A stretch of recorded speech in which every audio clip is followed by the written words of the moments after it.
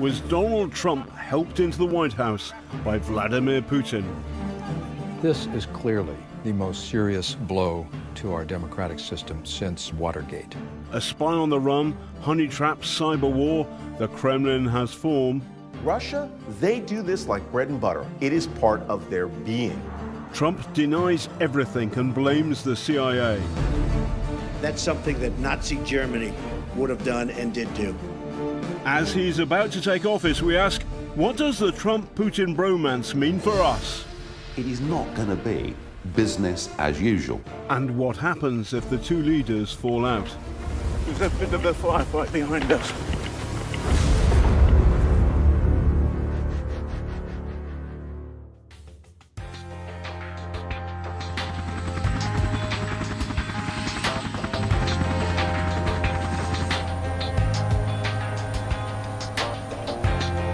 In 2013, Donald Trump's biggest worry was his golfing handicap. Hi, hello, sir. Hi. Back then, I was making a film about him and the murky characters he'd been doing business with. I'm in the midst of playing in a big tournament. I met him in Bedminster, his golfing estate in New Jersey, where he's recently been picking his cabinet. No Russian spies here, as far as I could see. I've been asking as many provocative questions as possible. I know, he's very provocative. I've seen him. He's very provocative. So have you got time to take me for a spin on the, Come on, the let's golf go. buggy? Come on. Okay, now so... I experienced firsthand a wall of Trump charm. I'm glad you came out here. That's really, I appreciate you taking the time to see it. I'm just worried about the driver.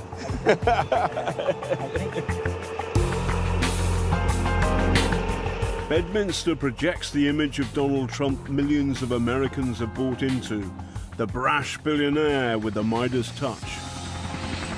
The seatbelts, are they gold? Gold-plated. Gold-plated, yeah. They're actually 24-karat gold. Somebody from BBC Health and Safety will be watching.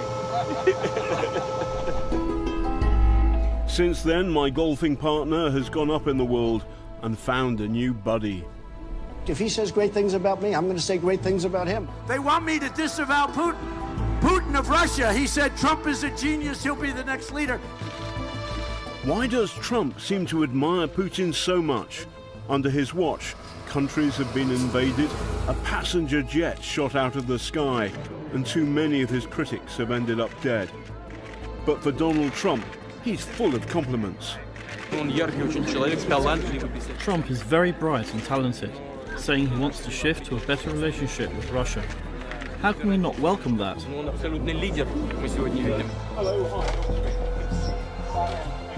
Trump biographer Michael D'Antonio is fascinated by what Trump and Putin might have in common.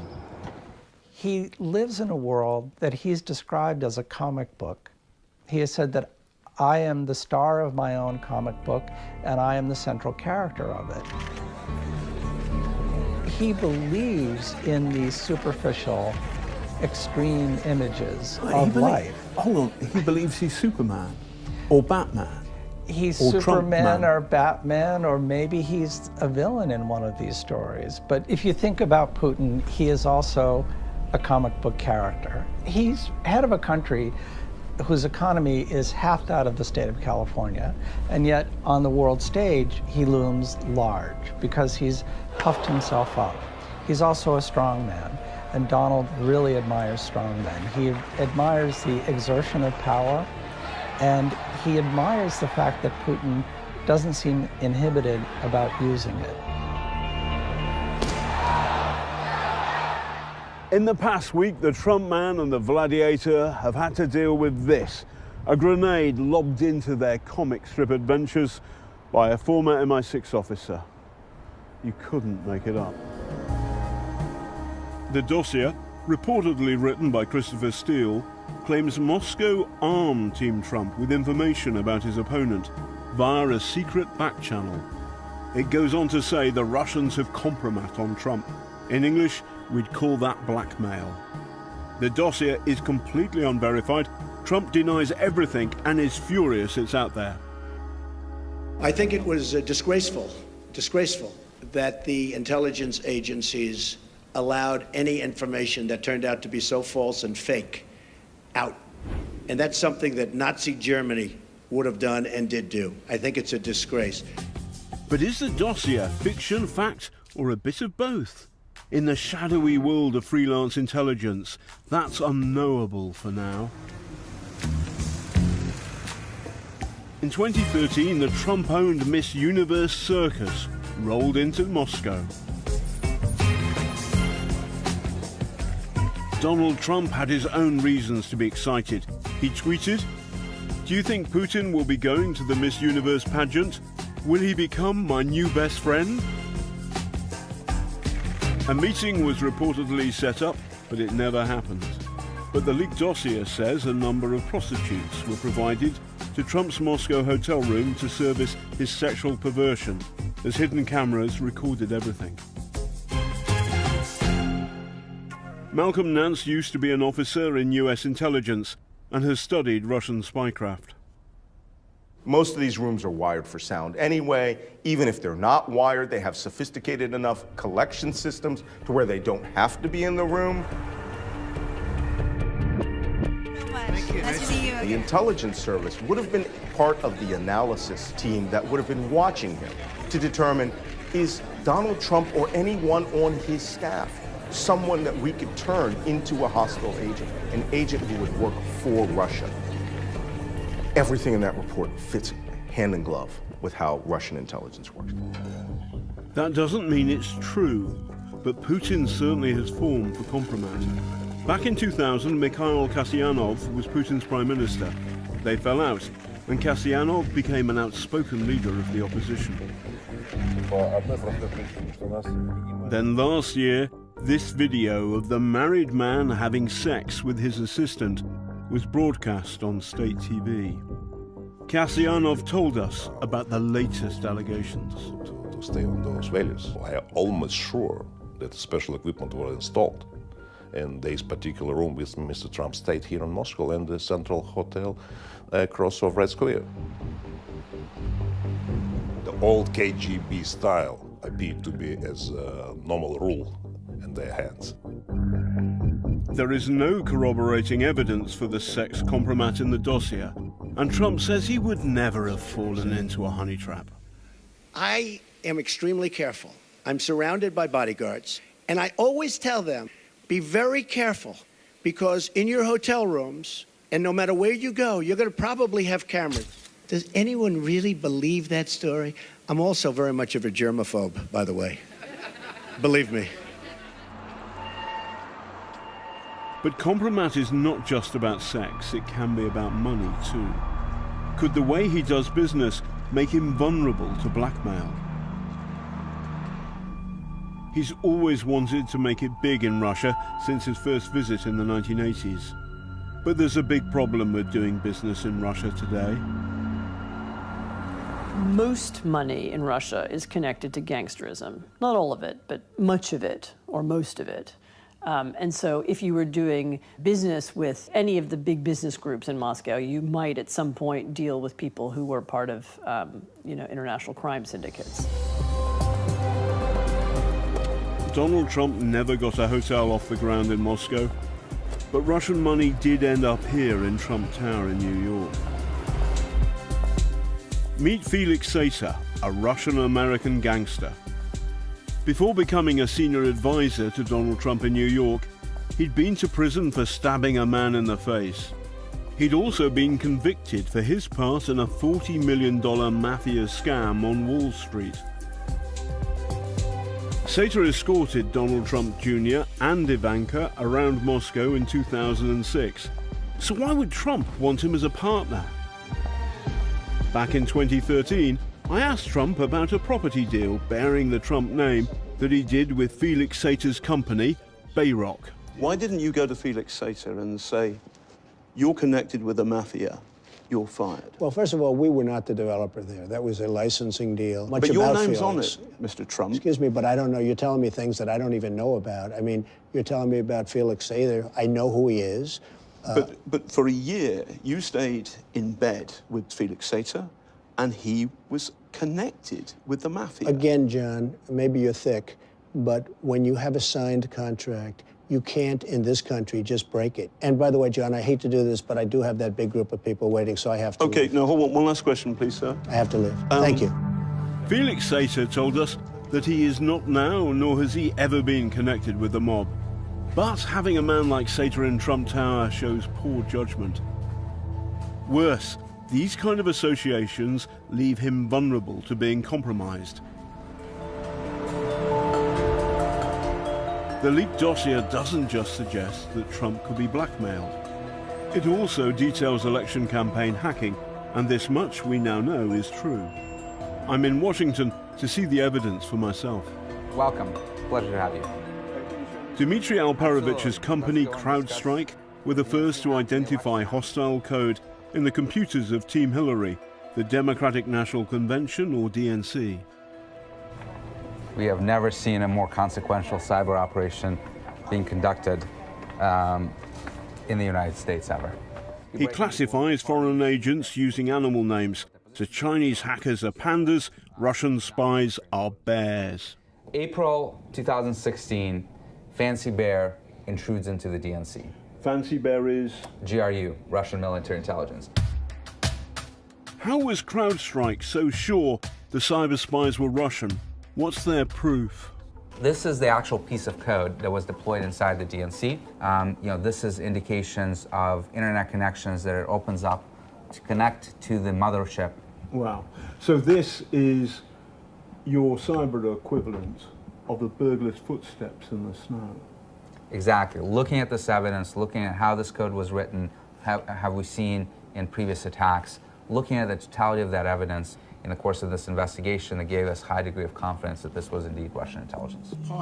What is so extraordinary is that during the campaign, Trump egged on the Russian hackers.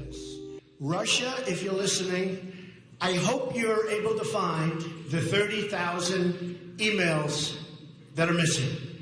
I think you will probably be rewarded mightily by our press. Let's see if that happens. That'll be next. Yes, sir.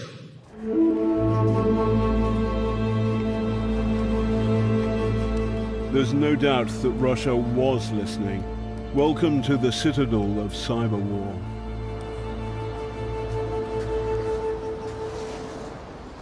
The people who directed the hacking of American democracy are spread across Moscow. But at least some of the prime suspects are based in this building behind me. It's the headquarters of the FSB, which is the new name for the KGB. Its former boss, Vladimir Putin. The party line in Moscow is emphatically that Russia did not hack the election. Konstantin Kosachov is a Russian senator. A lot of people in the United States, including people in the CIA, who say that Russia hacked American democracy. Is that true? As far as I can read our experts, it does not point anywhere. So Russia did not hack American democracy, full stop? Russia did not hack American democracy, full stop. But look at this press conference last month. Is this a wink from Putin that he did have a hand in Trump's victory? No one believed he would win, except for us.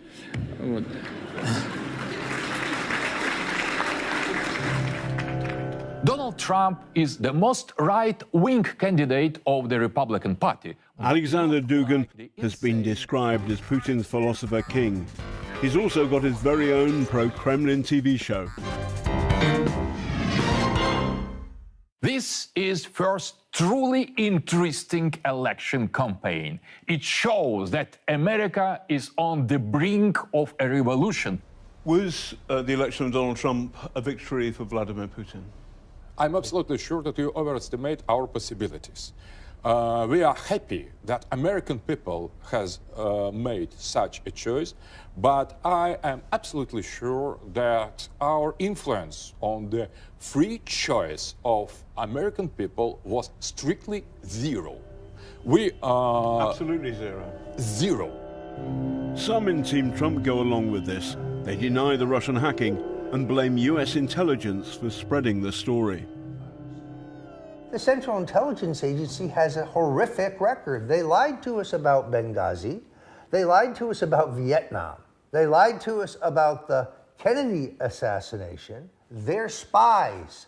Spies lie. And it is in their interest to build up this bogeyman of Russia to delegitimize Donald Trump's presidency. For an incoming president to favor Russia, the old Cold War enemy, over the CIA, is unprecedented. One man who used to run the agency thinks Trump might be naive. It could be that Trump is playing into Russian hands here. There is this term of useful idiot that the Russians throw around for someone who goes along with what they are trying to accomplish without thinking very much about it. Whether or not there is any truth to the dossier, the former spy master has a chilling warning for the new president. They may have something that they've learned through cyber espionage that is detrimental to him, to his reputation, or to his business dealings, or to his personal standing. I would think it prudent to assume that is the case. No computer is safe. I don't care what they say. No computer is safe. Since his surprise election victory, Trump's been picking his cabinet. Some have been critical of Russia, but others have had curiously close ties to the Kremlin. Number 1, Trump's choice for Secretary of State, Rex Tillerson. As head of Exxon, he struck huge oil deals in Russia and received the Order of Friendship from Putin in 2013. Number 2, retired General Michael Flynn, the new National Security Advisor. Between Russia and the United States. He got paid for speaking at a Russia Today event and sat next to Putin. Flynn has denied taking Kremlin cash for his appearance, but a Russia Today source told Panorama that a typical fee would be tens of thousands of dollars. I didn't take any money from Russia, if that's what you're asking me. Well, then who paid you? My speakers bureau. Ask them. Okay. It's nasty and it's tough. Number 3, Steve Bannon, Trump's new chief strategist and a former editor of controversial right-wing website Breitbart.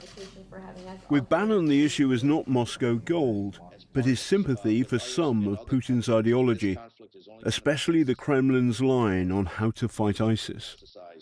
They have a Twitter account up today, ISIS does, about turning the United States into a river of blood. And trust me, that is going to come to Europe. And on top of that, we're now, I believe, at the beginning stages of a global war against Islamic fascism. And here's that thought translated into Trump speak. I would bomb the shit out of him.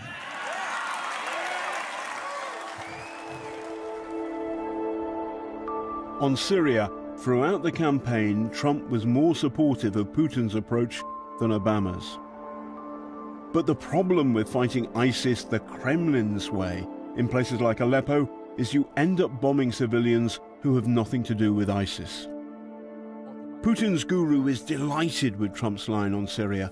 He sees it as part of a new global movement. Trump is realist. Putin is realist. And I think his election is a sign of the choice, historical choice of American people in favor of realist attitude towards international relations instead of liberal or globalist. Both Trump and Putin see themselves as strong leaders who put national interest above all. Problem is, at some point it's going to... The man Trump wanted as our ambassador to the States has a handle on what's behind the New World Order. So why do people on the right admire Vladimir Putin? I think it's a question of people who believe in nation-state democracy have some admiration for Vladimir Putin. And of course what we've had is decades of our political leaders effectively trying to get rid of nation-state democracy. So what you saw in 2016 was nation-state democracy making a comeback. Is Russia a democracy? Not properly, no. Is Russia a democracy? Not a proper democracy as we understand it, no. Democracy is under fire in Russia. Since Putin came to power, more than 20 opposition figures and journalists have been killed. If you care about democracy, this is an important place. The Kremlin is 100 yards away, and it was here almost 2 years ago that Boris Nemtsov, the bravest and most outspoken of the leaders of the Russian opposition, was shot dead.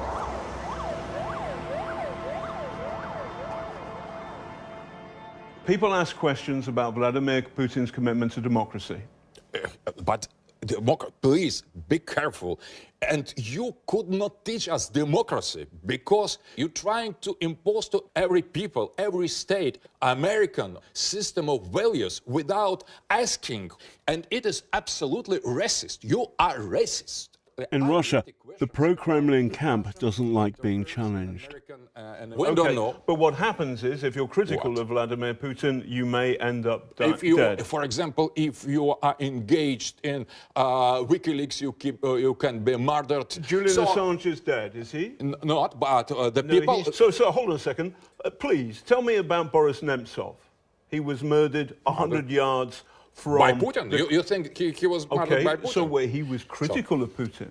Can you tell me, can you list the number of American journalists who have died under Obama? It is completely stupid kind of conversation. Okay, very Please, good. I'm very nice to meet you, but I don't like to continue.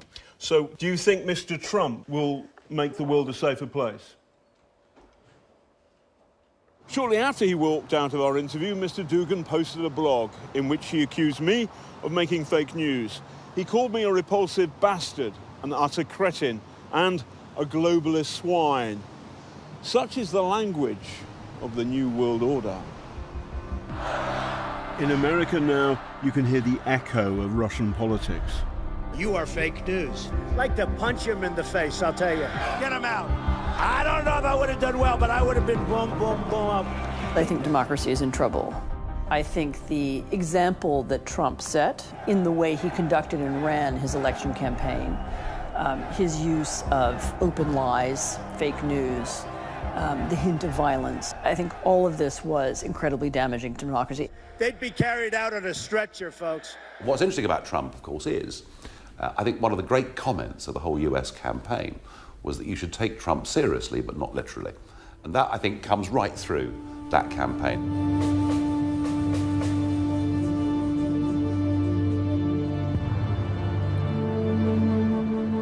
Trump may have his reasons for playing nice with Putin, but here in Ukraine, you can see why Putin might want to get along with Trump.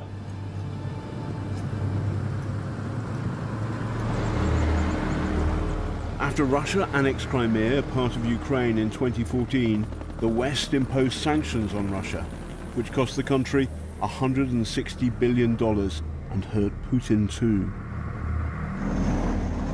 But that didn't stop Putin sending his ghost army into the east, soldiers disguised as volunteers.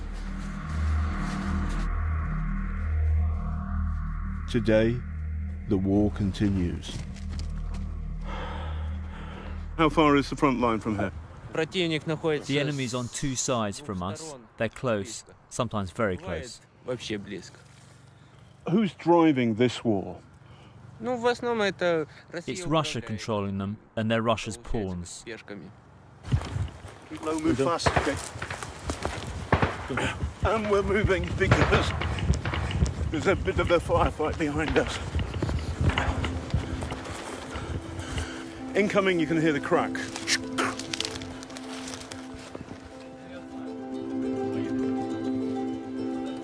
The young have deserted the village of Vodenoya. Only the old remain. I asked this man what it's like living on the front line. My children will say Russian fascists killed their Ukrainian father. Sometimes it's so frightening.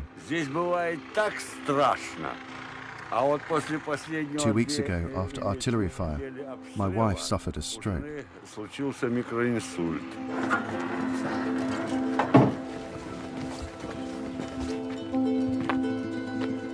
2 years on and nearly 10,000 dead.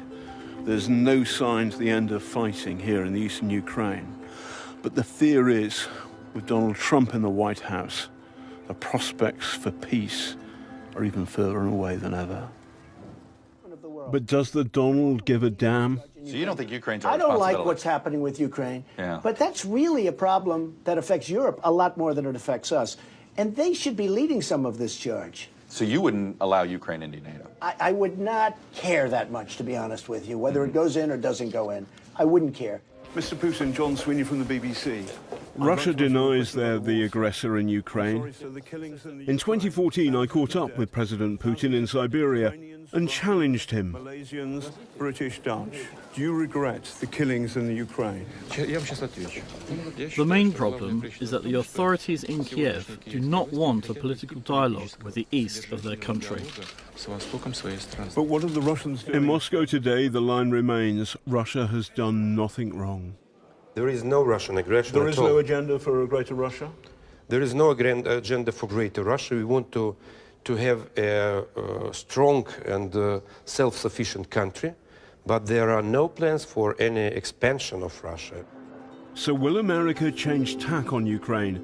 This week Trump has said that in return for a nuclear weapons deal, he might lift sanctions.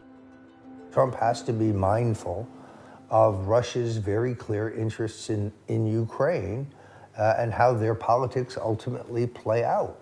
I do think that there are some thorny issues regarding Crimea, regarding Ukraine, that Trump is going to have to work through with Putin. They are within the sphere of influence of his country. They're on his borders.